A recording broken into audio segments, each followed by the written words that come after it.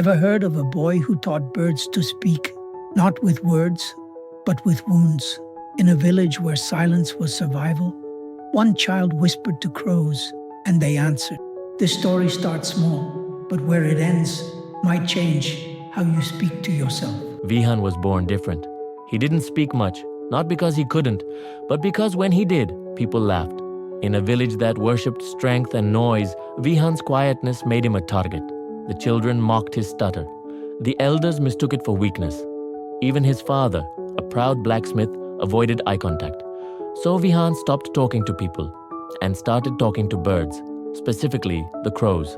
Every afternoon, he'd sit beneath the neem tree behind the abandoned well, a piece of bread in one hand, a sketchbook in the other, and the crows came, at first cautiously, then curiously, then consistently. Funny, isn't it?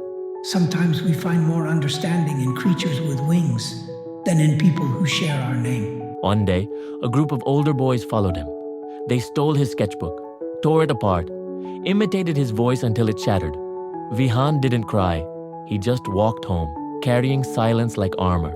But the next day, he returned to the neem tree. And so did the crows. Only this time, they brought him something. A rusted pendant, one that belonged to the same boy who bullied him the day before. It's strange how pain, when bottled too long, starts echoing through unexpected places. And sometimes, even crows can carry the voice you were never allowed to use. Soon, the village began noticing. Crows perched on Vihaan's roof. They followed him through the fields, guarded him. People whispered, "He's cursed." Others said, "He's controlling them."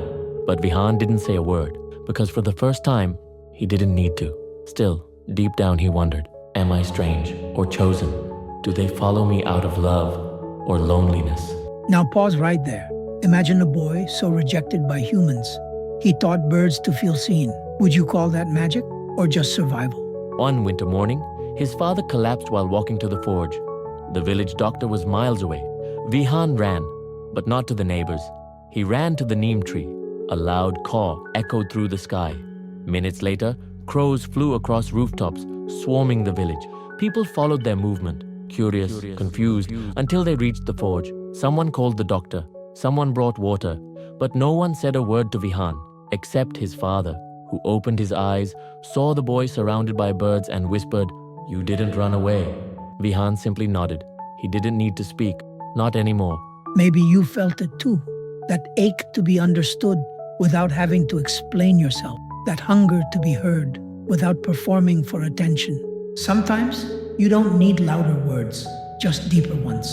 Vihaan became known as the boy who speaks to crows.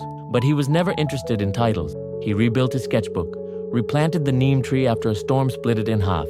And every year, on the same winter morning, he left breadcrumbs, not just for the crows, but for anyone who still felt voiceless.